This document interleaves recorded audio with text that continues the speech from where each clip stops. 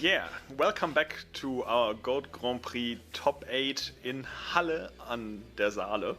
And we start with my last Halle fact of the day.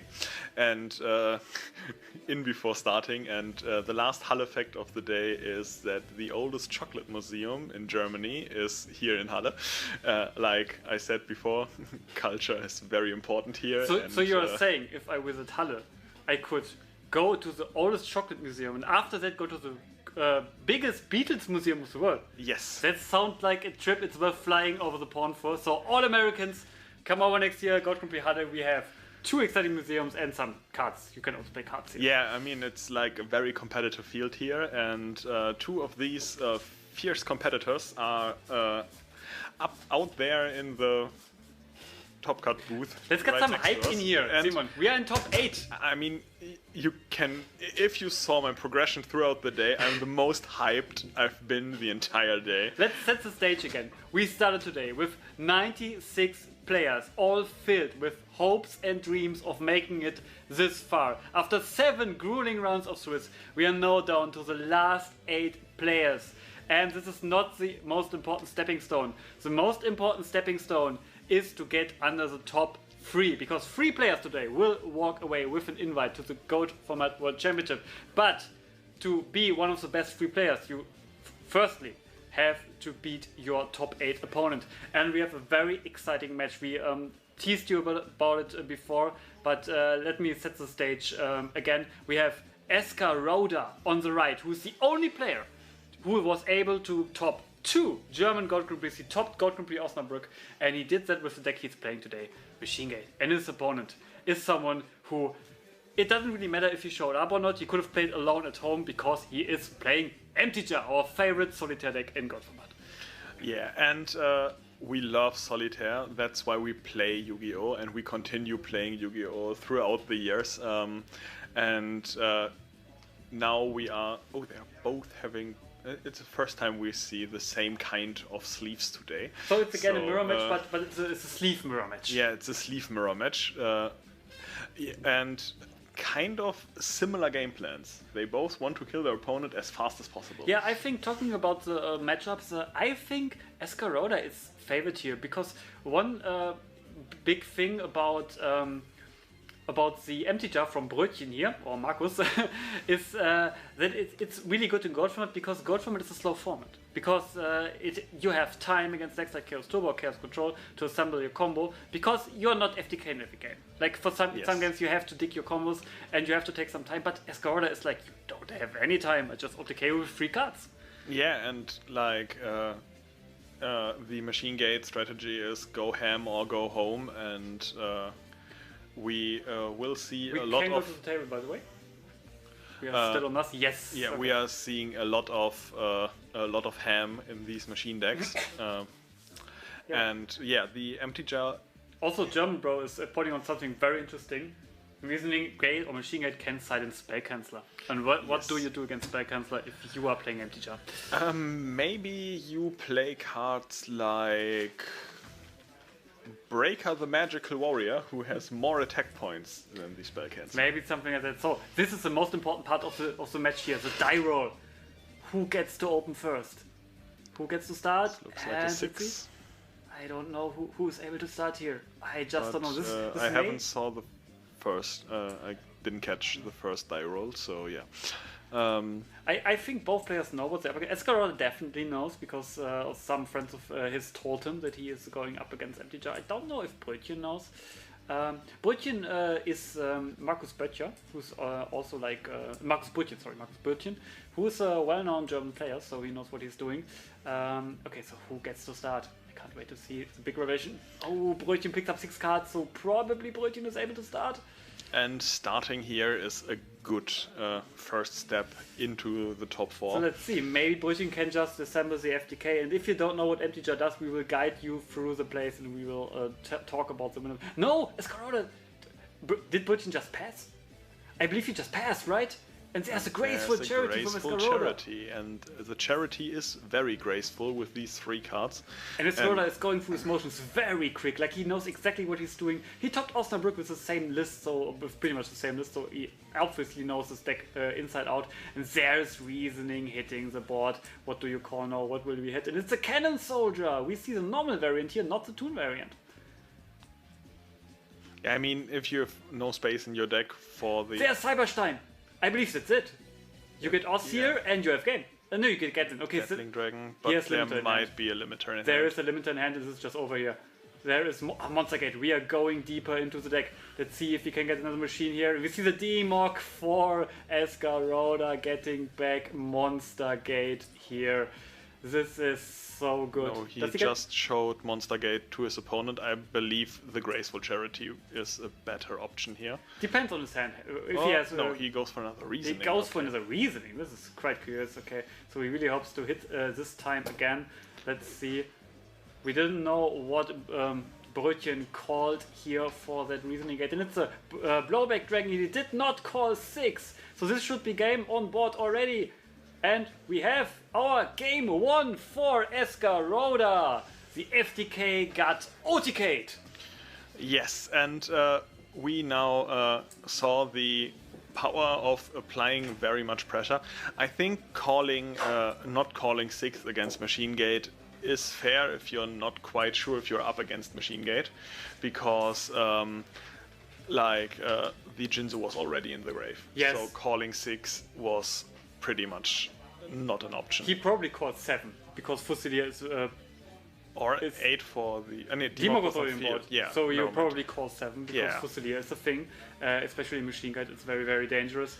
So yeah, you can't blame Broetchen there. He just didn't open the FTK, and yeah, he didn't have anything to defend himself to that onslaught. And now the question is, does Escaroda have a floodgate for Broetchen, and what is Broetchen siding? Is he siding against out for his strategy, or is he maybe smoke screening? We don't know. We don't know. Actually, we do know, but we won't tell you. Yeah. He had the advantage to that he can go first again, and maybe he has some more stall cards that prepare him for the very tough aggro matchup he is facing here. So yeah, they are both very confident in their what they do. Yeah, they seem to both have an idea of what to do now.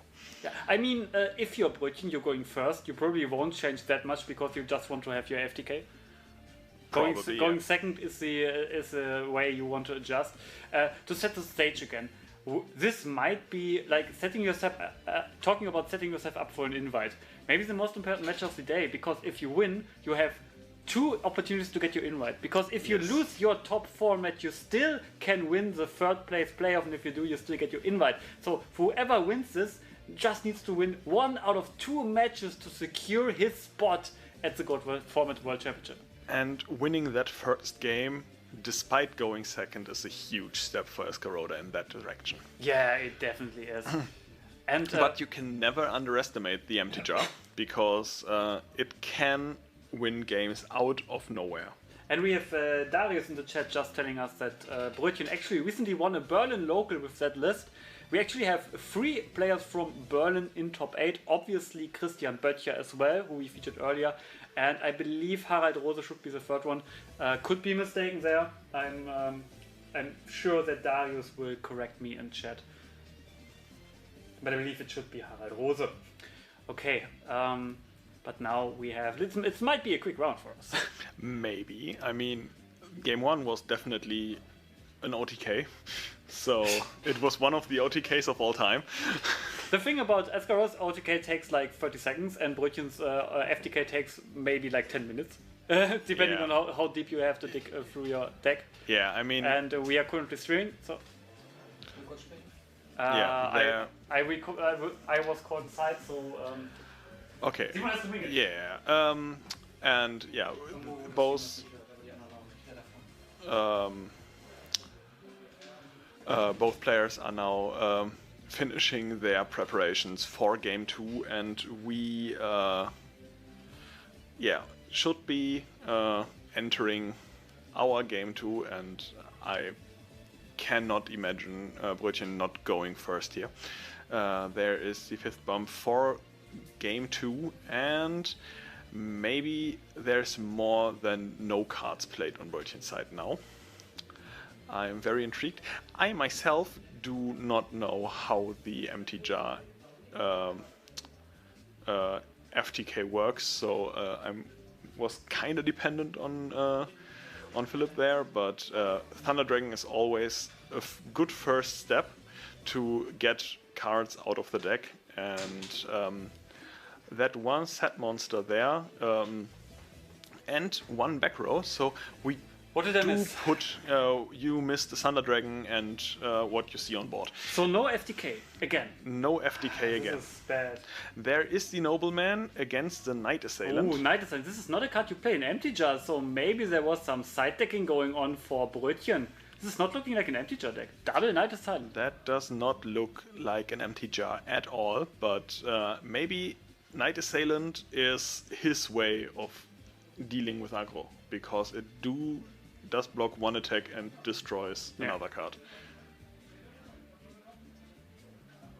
So there's some discussion going on probably about what looking to the deck, but this is something we don't do here normally. Yeah.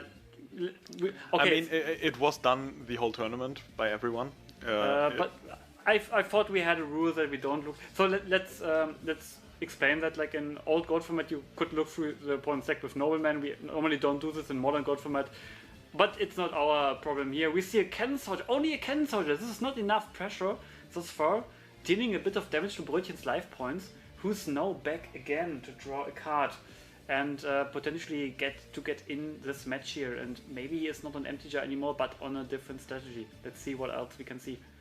Yeah, Cannon Soldier. Oh, we see a Snatch Steal and a Tsukuyomi. This is such a great combo. Tsukuyomi, and yeah, there goes the first I can't talk anymore. The first potion of Escaroda's life points. Tsukuyomi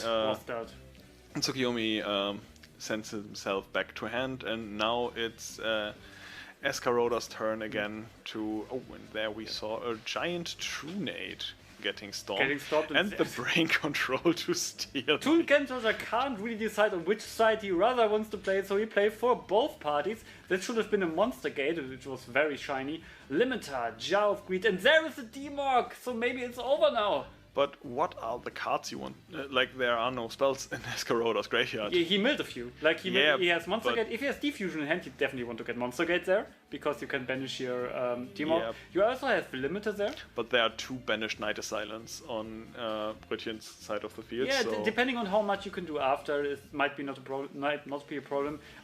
Also, Escaroda still has a normal sum. So if he gets another really good machine, maybe Limiter is the play. Because the Limiter doubles the attack of all machines, and this can be dangerous really, really quick. And he does take Brain Control, setting himself up for the next turn potentially. Not taking something for the immediate. Yeah, and just attacks with that D-Mob. Broetchen now drops down to 3,000 life points.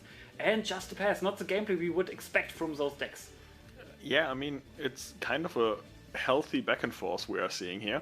And not that much of the OTK madness we witnessed in game 1.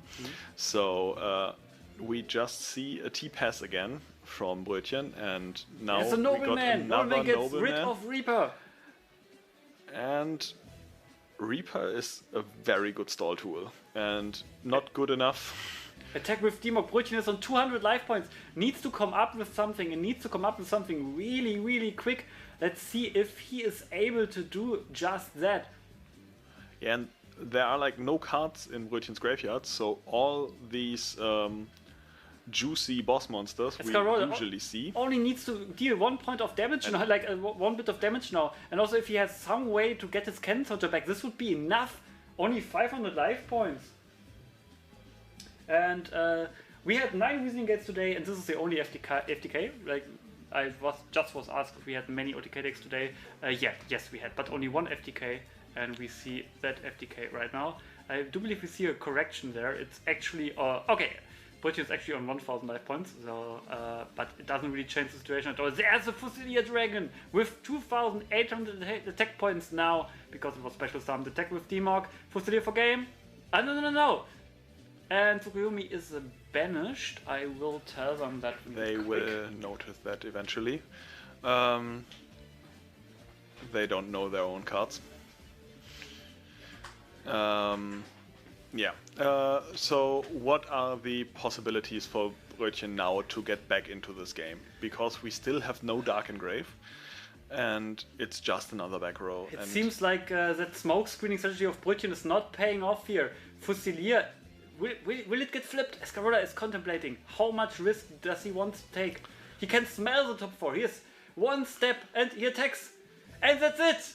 Yeah, there were no Mirror Force and no Torrential Tribute, nothing to play around, just 2 beefy beatsticks on the board, and that's Escaroda's entrance in top 4, and sadly Broetchen has to leave us here in top 8. I need to wing the solo commentating for 1 minute or so. Yeah. I maybe have some news, but okay. just commentate a bit, stay on, I will be back shortly. So we got an exciting game here in top 8. It was very fast, very interesting, and I'm very, it's really sad to see the cool deck go in form of Empty Jar, but we still got a non-chaos deck in form of Machine Gate still in the tournament, so it's only that that far. Like, one of the cool decks had to go, and yeah, so we will have to see. Okay, I'm back just to explain the. We are still on? Yes? We're still on. Okay, just to explain a bit quick. I was leaving because we were finishing that quick that I might had the chance to get another top 8 match in there, but they already started. So yeah, we will do an interview with Escaroda. After that? Yes. You told them already, I believe? No, but you told them now. I told them now. We will have an interview with Escaroda, who's now 1 step away from qualifying for the Gold from the Championship. And Broetchen, a good effort. Now we can reveal Broetchen actually had a smoke screen into a Chaos Turbo strategy. Yeah, and it sadly did not work out, but we saw almost all the cards he boarded in. Yeah. We saw, I spotted a Chaos Sorcerer in hand, we had the... he actually main decked the 2 Night Assailants, which is really interesting. I think the 2 Night Assailants are a good source of getting more cards into your hand after you used your first... what is it called? The good card in the deck. I don't know what do you mean Cyberjar or what? No, I mean the card destruction. Card destruction is a good deck, the good card in the deck. Without it's a win option. So we didn't saw what the Empty Jar can do. So let me explain what it should have done or what it wanted to do. It's like you basically flip your Cyberjar over and over with Shadow Grave and a Book of Tayu. You have a lot of spell cards to recycle those cards. And yeah, then you have both players have infinite cards in hand because of the Cyberjar effect, and then you just need to find the combo of card destruction and serious spell. We all know what card destruction does, but you may not know what serious spell does. Serious spell is a quick spell which you can chain onto your own spell card, and if you do, you have to discard your whole hand, and then you double the effect of the spell card you just chained serious spell to. Meaning you card destruct, your opponent has like 10 to 20 cards in hand. You chain serious spell, you discard all your cards in hand as cost, so you don't need to draw any, and your opponent needs to draw for card destruction twice, and that means like they have to draw like 30 cards, which they definitely not be able to.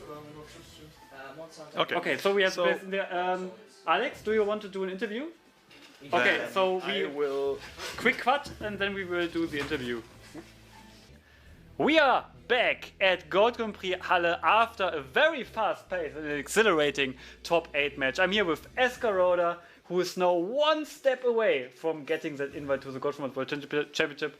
Escaroda, first of all, how do you feel right now? Amazing, super nervous. It was just an incredibly weird and lucky run. I lost in round game, match, whatever, 1, right? And then just went through the whole tournament and then lost again in the last round.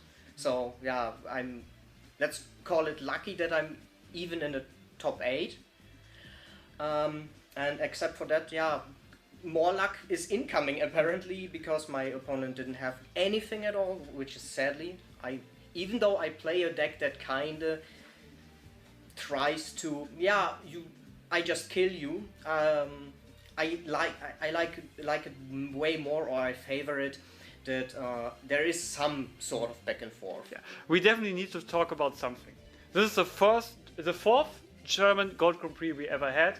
You are the first and only one who was able to top not 1, but 2 German Gold Grand Prix. You topped Gold Grand Prix Osnabrück a few months ago. How did you do it? Topping back-to-back Gold Grand Prix in such huge fields. Over 70 players in Osnabrück, 96 players today. That's a combined total of 160 players you overcame to top 2 Gold Grand Prix in a row. I believe it is a mix out of, first of all, I don't play a classic or generic reasoning gate deck, so a lot of the times when they see reasoning, they just call wrong. Okay. It is what it is. Like, no, there's 1-4, right? You only play the Cannon Soldier, I believe. Yeah, and I cite in sometimes like the second one when I have the feeling, the need that I could need it. They don't expect the triple sixers. It is what it is. I'm sorry. I'm in love with Blowback Dragon and Gatling Dragon. So these are probably my favorite gold cards currently. And another thing is, I guess, luck, right? So if I don't play all the time against Chaos Control, which is most likely my hardest matchup, I can win every game. I mean, you're being way too humble. You're always talking about how you got lucky, but again, you top 2 Gold Grand Prix back to back, so there can't be only luck involved. There is there has to be some skill, and also I think your deck is just really, really well suited for this event, because as you told me, like, people expecting Reasoning Gate, but not the kind what you are playing, and you play roughly the same list as in Osnabrück, right? Basically, I made like 3 main deck changes. I thought that there will be a lot of aggro going into this tournament, and so I thought, yeah, I want to play Waboku main. I want to do it, and yeah, I felt like 2 enemy controllers is just too much, so I changed that basically. Let's talk a bit about you as a person. You are starting as a real-life player at the Osnabrück Locals, where you got your experience, but you're dipping your toe into the online scene. You play War League this season. Correct. You're also like 2-1 in War League, I believe. Correct. Yes, which is also impressive. It's hard to do. So can we expect you to make the transition to more of an online player, or will you stick mainly to in real life code? It really depends. I have a really good, you know this, I do stream on Twitch, and I have a really big gripe with Dueling Book. I just think it looks not really good. It's like, I like it that you have to like do your stuff by yourself, right? There is nothing that reminds you all the time, right? So you as a player have to do what you have to do. It's the same if you play in paper. So, correct. Yeah. This is something I absolutely like, but let's be real, Master Duel looks just better. It feels better. It's smooth. We have animations. So if there is ever a chance that Master Duel and Dueling Book have a child, I guess, right? Then that would be phenomenal, and I would totally play more. So Zogla in the chat is asking for your Twitch account. He would like to drop a follow. Yeah, it would be twitch.tv/Escaroda. So it's ESCARODA. You saw it in the feature match. It's like his username is actually his Twitch name as well. So in Osnabrück, you came up short with trying to qualify for Worlds. Now you have a really big opportunity, because you only need to win 1 out of 2 matches. Because if you lose top 4, you still have 3rd place playoff. Are you confident that you're going to make it? I don't know, actually. Okay. I can't tell. Like, if I get lucky, I get lucky. Because let's be real, everyone who saw game 1, he had nothing and I had everything. So yeah, and then it didn't help that I kind of was prepared that he does the smoke grenade thing, you said? Yeah, screening is like sliding into a different strategy. But I think I just want one thing mentioned is there aren't a lot of just of my play group, right? Of the players of Osnabrück. That helps a lot, because last time I lost against Ali, Ali Muto, who went up second in Osnabrück. Yeah, and he knows my deck in and out and how I play, and that kind of crippled my total strategy. No, I'm losing my grip.